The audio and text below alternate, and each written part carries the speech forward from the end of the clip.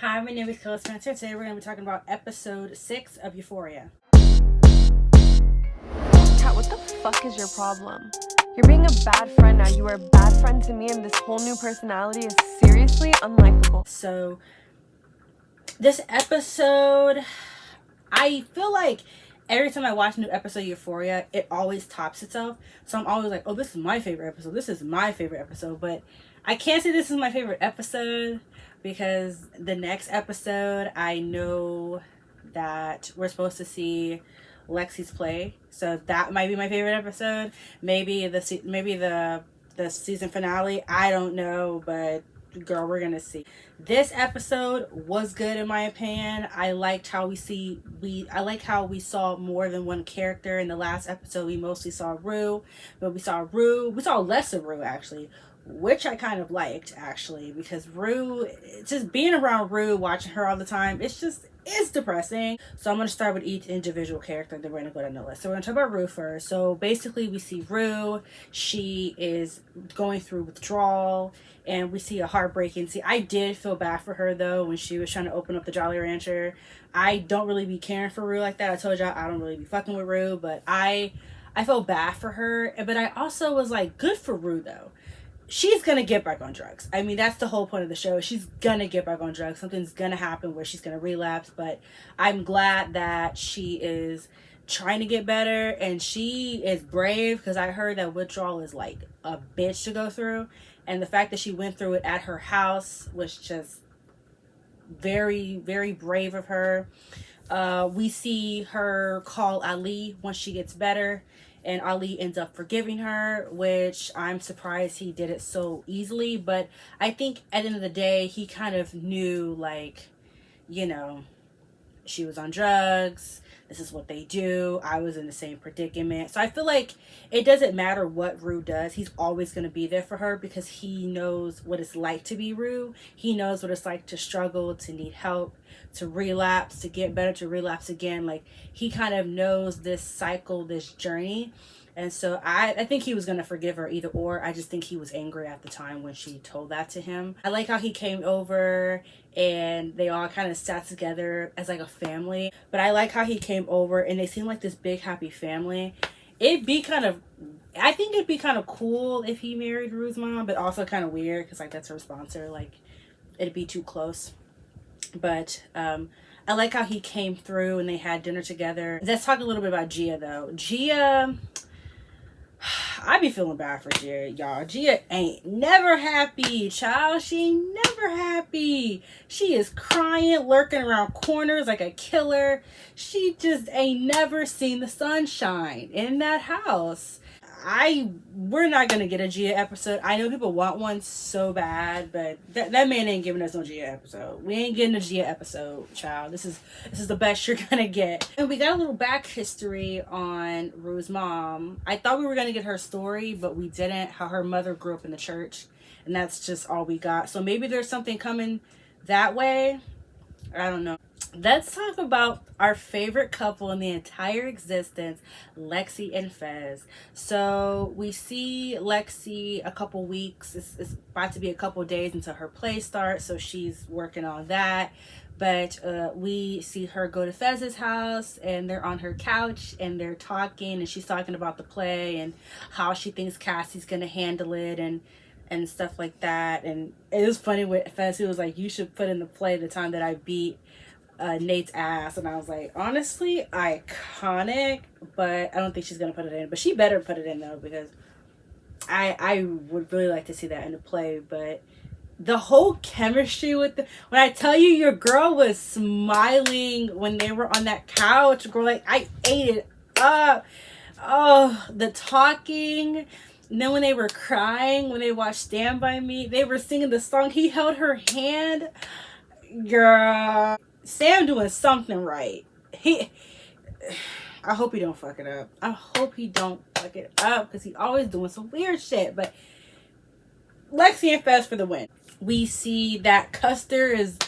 This man was like, I'm just feeding the cops information. And then Faye was like, are you cooperating with them? And he was like, look, I don't know what that means, but I'm doing something like that. I was like, bro, you're ratting out on them. And you know what's crazy? Because Ash Ash was like at the computer, then he was going to use the bathroom, and then that split second that he was gone, they were outside and he didn't see it. And so he's basically feeding the cops information. And I think in the season finale, we are basically going to see him like they're probably gonna, it's probably gonna end on a cliffhanger for their storyline.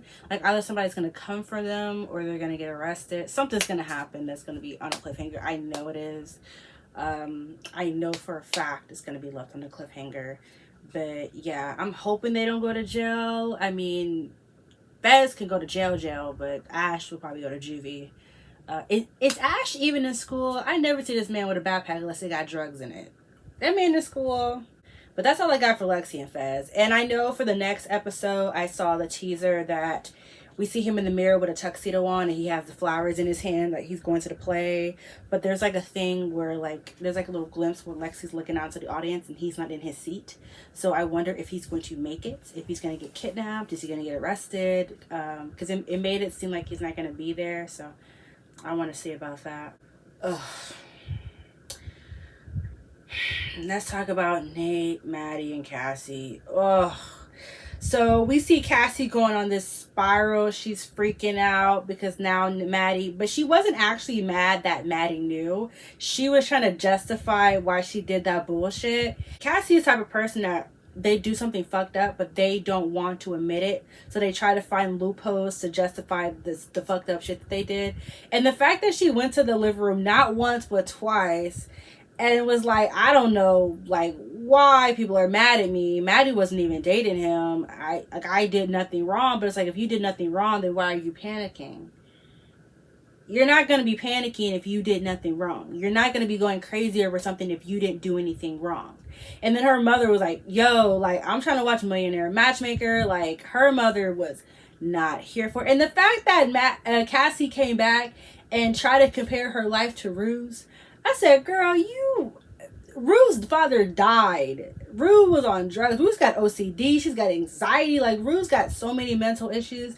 And Cassie was like, but what did she say? She was like, oh, what? Because her father's dead and our father just stopped calling? Like, why are you trying to compete with Rue? Like, this isn't a competition. Her life is harder than yours. Like, girl. I was like, this girl... And then she tried to kill herself with the corkscrew. I said, okay, desperate time, I guess, calls for desperate measures. She really was like, everything always off. And her mother was like, not with a corkscrew, you're not. And then we had Lexi, who had to go in the backyard and bury the knives. I said, Lord, I'm stressed. I'm stressed. And we see that Maddy has the tape and she's kind of speculating what she's going to do with it. I honestly thought she was going to go to the cops. I was like, girl, you better go to the cops, make that U-turn. But she ended up going babysitting, and we see her in the pool with Samantha, which is the boy she babysits' mother. Honestly thought something was going to happen between them, but it didn't. They just kind of had a simple conversation. But I want to know what Sam's planning to do with that, because if they're not going to have a love affair, I don't want to see it, but I'm just saying, like, it makes no sense. Maybe Samantha's just going to be a good friend for her. I don't know, but I feel like something romantic was going to happen, because the way she was touching Maddy's hand when Maddy unzipped her dress for her just looked a little suspect to me. And the way she glanced at her when she opened up the refrigerator, I'm seeing all the signs. I am seeing all the signs. So I wonder what's going to happen with that. And then we see Maddy go home. We got Nate with the gun threatening to shoot himself. When I saw her walk in her room and I saw him in the mirror, I said, oh God.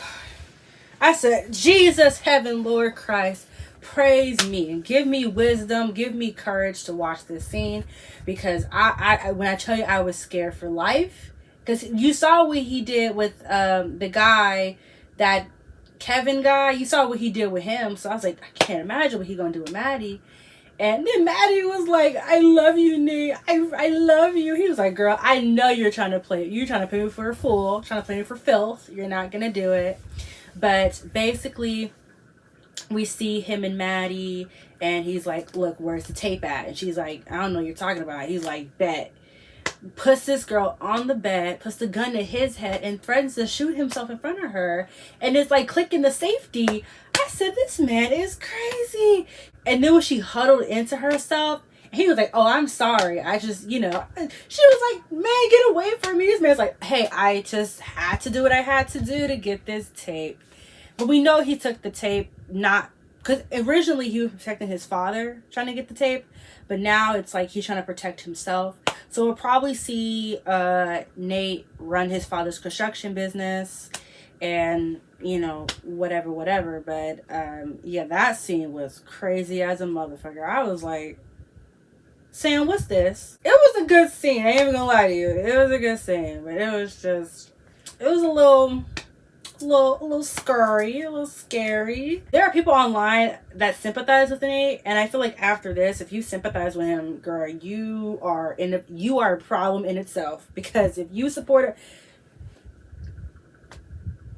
and then he went to Jules' house and gave her the tape, and then we see him call Cassie like, hey girl, like, I'm pulling up, be outside. Honey packs her bags. Her mother's like, you really finna leave? Cassie like, yeah. Goes to this man's house. And then in the teaser episode, she dressed like a sex doll. Looking like an Instagram model. I said, girl, to school, blonde wig, boobs out. I said, okay. The girls be, I don't know what it is about Nate. Maybe because he's tall. I don't know. He's got that, I don't know. But he had Jules. He had Cassie. He had Maddy. Like, he just getting all the girls, and they just be doing dumb for him. I remember in season 1, Maddy lied for him, saying that Kevin guy was the one who sexually assaulted her. He was the one who put the bruises on her. Like, they just, I don't know what hold he has over these girls, but girl, let me know. The girls be like, I'm gonna go to war for Nate Jacobs, and we all just sitting back like, do you not see what we see? And the fact that, let's talk about how Alexi ate up Cassie. Like, girl, Cassie's like, he talked mad shit about you, and you sitting here defending this man. You look dumb, period. And she ate her up and just chomp, and threw her out. And I was like, so this is the one thing about Lexi. Lexi may be a passive person. She may be a scary person, but let me tell you, she gonna let Cassie know at the end of the day that she is dumb and she is foolish and you are out here embarrassing the Howard name. She gonna let her know, and that's on that. Let's move on. I thought I was done, but we gotta talk about Kat. Okay. So, I guess that Sam Levinson and Barfiera, the woman who's playing Kat, I guess they're beefing or whatever, and he ain't just putting a lot of her scenes in the show. So, every time we get a blip of her and Ethan, it just never makes sense. But basically, they're at this kind of like Chinese-style restaurant, and she's on the phone with Maddy. Maddy saying how she wants to kill Cassie, murder style. And Kat's like, hey, I feel you. I never trusted her either. I said, you never trusted her? I wonder what was the moment where Kat was like, because Kat never really seemed close to Cassie like that. She was mostly close to, I feel like Cassie was close to Maddy and Kat was close to Maddy, but it was ever Kat and Cassie close together. But she's on the phone with her. Ethan's just like, okay. The waitress is like, you can't have phones in here. And then Kat comes out and says, hey, I got a brain disorder. He's like, you got a brain disorder? What are you talking about? What is it? Oh, you'll just get crazy and confused. Don't bother looking it up. And then he's like, I think you're lying. And then she turns it around and gaslights him like, oh, you're just, because I told you you're going to take my illness. I said, oh, this girl. That scene was so embarrassing. Because it was clear that she was lying. It was very obvious. And he's just like, why don't you just break up with me and call it a day? Like, why are you sitting here lying to me? And then he's like, fuck it, I'm out of here. And then she's like, oh, weight lifted off my shoulders. Look, I don't know what Sam is doing with him. It's like 6 episodes and we still haven't gotten to the root of why she doesn't want to be with Ethan. At this point, just kill Kat off at this point, because if he's not going to give her a storyline, he might as well just have Nate Jacobs shoot her. At this point, like, he's not, like, it's dragging on, and her storyline isn't getting anywhere. Like, we have like 2 episodes left and she's not getting anywhere with him. And so it just makes no sense. I don't think McKay's coming back because I guess he didn't want to get vaccinated, and they're like, all right, bet, we're going to kick you out. So I don't think he's ever coming back. He hasn't shown us any reason for him to come back. And then Rue was like, look, I don't want to talk about Jules and Elliot, but I wonder if she's going to take back, since she's clean now and her Rue is clean and her head is more clear. I wonder if she's going to take back Jules, or she's just like done with them. And then I wonder, because once she finds out that Jules fucked Elliot, she's done. She is done with Jules, and I think that Rue's gonna take her back. I don't think Jules is gonna beg for Rue back. I think Rue is gonna come back to Jules herself, and I think Jules is gonna do everything in her power to make sure that Rue does not find out about Elliot, because if she finds out about Elliot, that might be what's going to put her back on drugs. How much you want to bet? Because Rue's going to get back on drugs. It's inevitable. But what if something happens? Like, what if she finds out about Jules and Elliot, and she's like, you know what? Fuck it. I'm back on that fentanyl. I wonder if I wonder what's going to send her over the edge. It may be that. We may see her back on drugs at the end of this. No, we probably won't.